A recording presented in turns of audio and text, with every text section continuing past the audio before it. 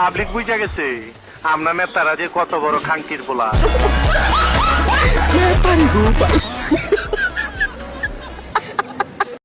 लेकिन एक सेकंड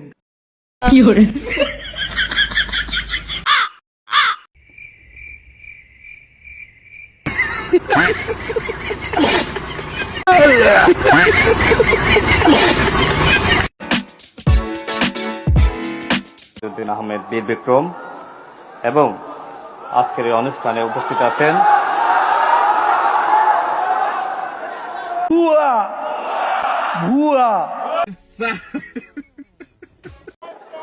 আমি আমার নেতা জনাব তারেক রহমান দুজনেই আমরা নির্বাসিত ছিলাম।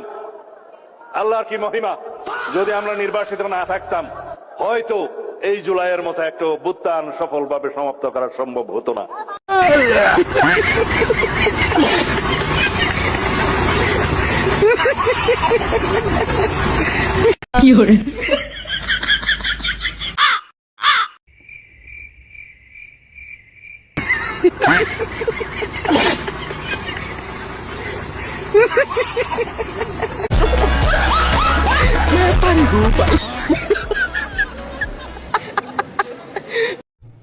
এই গ্যাং ক্ষমতা চালাইতে পারবে না। এই গ্যাং অশিক্ষিত একটা, এবং এরা ভালো পড়াশোনা নাই। যদি পড়াশোনা থাকতো তাহলে স্টুডেন্টটা বলছে যে আজকে আমার গলা পরিমাণ পানি, পরীক্ষাটা কালকে দেন, এরা স্টুডেন্টদের সন্ত্রাসী বলতো না। এখন এই স্টুডেন্টরাও বলা শুরু করছে যে এইচএসসি পাস প্রধানমন্ত্রী। তো আমি আন্দোলন করলে সমস্যা কোথায়, সেটা আমার সমস্যাটা বুঝার কথা। পাকিস্তানের দেশে অনেক উন্নয়ন করেছে। পাকিস্তানের দেশে অনেক উন্নয়ন করেছে, অনেক, যে আপনি চিন্তাও করতে পারেন পাকিস্তান কি করে উন্নয়ন করেছে। আপনারা অনেকেই জানেন না ইতিহাস। বরং পাকিস্তানের যখন পূর্ব পাকিস্তান পশ্চিম পাকিস্তান যখন এক ছিল, পশ্চিম পাকিস্তানের চেয়ে পূর্ব পাকিস্তানের জন্য বাজেট বেশি ছিল। আপনারা অনেকেই জানেন না কিন্তু।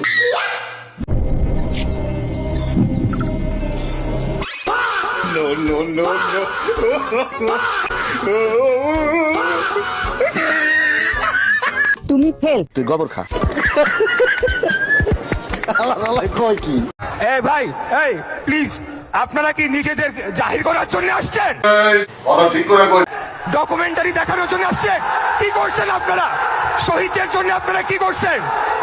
আপনারা শহীদ পরিবারদের জন্য কি করেছেন? কিছুই করেন নাই আপনারা।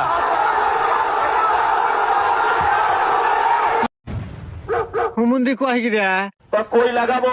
সালাউদ্দিনের পিছনে লাগা। সালাম কোম্পানির মূল্য হলো 22,000 কোটি টাকা। ব্যাংক থেকে আপনার পকেটের টাকা লয়ে গেছে 1 লাখ কোটি টাকার উপরে। তারপরে ওই সালাম বলে এখন কিভাবে রক্ষা পাবো? এখানে ব্যবসাতে আরো টাকা লাগা। কই লাগাবো? সালাউদ্দিনের পিছনে লাগা। বাকি ভালো, সালাউদ্দিন ভাই স্বরাষ্ট্রমন্ত্রী হয়ে গেছে। সালাম এখন সব ব্যবসায়ীদেরকে ফোন দেয়, দেখছ কেমন ইনভেস্টমেন্ট, এই ইনভেস্টমেন্ট বা জীবনে আর কেউ করতে পারবি না বাংলাদেশে।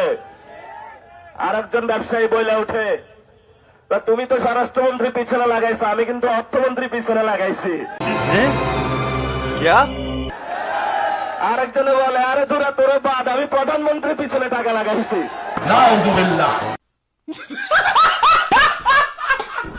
ইনশাআল্লাহ আজকে যেরকম করে প্রতিহত করেছি, প্রতিটা দিন, প্রতিটা মুহূর্ত, প্রতিটা মিনিট একই রকম করে খেলানির উপরে রাখছি।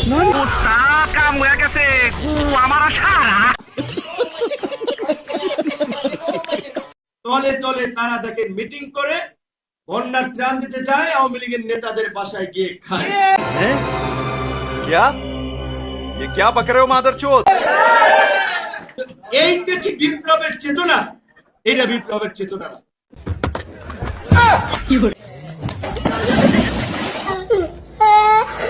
এটা আমাদের ইতিহাসের আতুর ঘরের দৃশ্য। এখান থেকে আমরা যে নারীর ক্ষেত্র দেখে যাব সবার কাছে। क्या बक रहे हो मादरचोद? যারা এই জাদুঘরের পরিকল্পনা করেছে, যারা এটা বহু কষ্ট করে প্রতিটি জিনিস, আজকে আমরা কয়েক মিনিটের মধ্যে দেখে আসলাম, কিন্তু প্রতিটি জিনিস সংগ্রহ করতে বহু সময় লেগেছে, বহু কষ্ট হয়েছে। কিন্তু কেন এই লুকোচুরি? কেন গণমাধ্যমের ক্যামেরা দেখলেই এই মারমুখী আচরণ? জুলাই স্মৃতি জাদুঘর নির্মাণে বরাদ্দকৃত 111 কোটি টাকার বাইরেও জাতীয় জাদুঘরের তহবিল থেকে তড়িঘড়ি করে ব্যয় করা হয়েছে আরো অন্তত 30 কোটি টাকা। ভুয়া ঠিকাদারি প্রতিষ্ঠান স্বজনপ্রীতি অস্তিত্বহীন ভলেন্টিয়ারের নামে লাখ লাখ টাকার ভুয়া বিল আর বিধি ভেঙে নিয়োগের মহোৎসব চলছে জুলাই জাদুঘরে। হ্যালো সুলুলুলু। কেসা লাগা মেরা মজাক? আমাদের ভিশন বাংলাদেশ হবে পৃথিবীর সবচেয়ে বড় সেরা এডুকেশন হাব।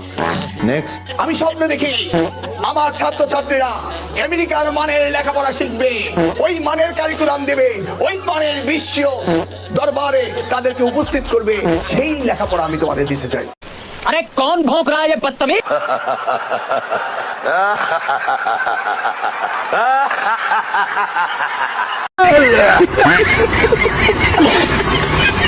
আওয়ামী লীগের এত মুরদ নাই,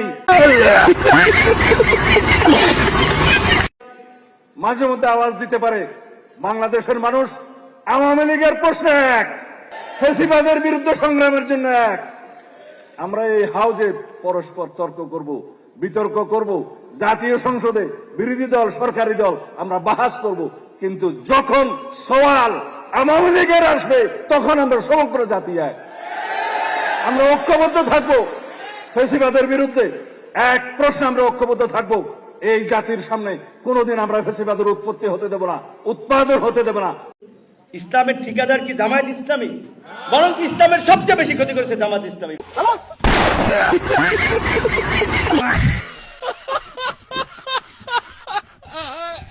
সরকারকে আমরা ভোট দিয়েছিলাম যে আমাদের জনদুর্ভোগ নিরসন হবে, কিন্তু সেই অনুযায়ী আমরা দেখতে পাচ্ছি যে আমাদের জনদুর্ভোগ তো নিরসন হয়নি, বরং জনদুর্ভোগ আরো বেড়েছে। আর আমরা মনে করছি যে সরকারকে ভোট দিয়ে এত মানুষের ভোটে নির্বাচিত সরকার আমাদের কোনো কাজে না আসে, বরং আমাদের হাতে হারিকেন ধরিয়ে দিয়েছেন। আমার মনে হয় যে বর্তমানে সরকার একেবারেই ভুল পথে আছে। তারা জনগণের ম্যান্ডেট বুঝতে পারছে না, জনগণ কি চাচ্ছে, জনগণ কি করলে জনগণের লাভ হবে, জনগণ জনগণ ভালো থাকবে বা জনগণের জীবনযাত্রার মান বৃদ্ধি পাবে, সেই ধরনের কোনো কাজই তারা করছে না। সন্দেহ, তুই ঠিক কথা বলেছিস। আপনি বিশ্বাস করেন আমি রীতিমতো হিমশিম খাচ্ছি। কেন? আমার ওয়াইফের সঙ্গে আমার ডেইলি আপনার এটা নিয়ে কথা হয় যে এত বিদ্যুতের পয়সা দেবো কেন, এত বিদ্যুতের পয়সা দেবো কেন, দিতে হচ্ছে। অবাক হবেন শুনলে, কোন মাসে আমার 22,000 টাকা পর্যন্ত বিল হয়। 22,000 কি করে মানুষ বাঁচবে? এবং তাদের কথাবার্তা তাদের থেকেও দিতে হয় না, সব সরকার দেয়, জনগণ দেয়। আমাদের তো আমাদের গাটের পয়সা খরচ করে দিতে হয়।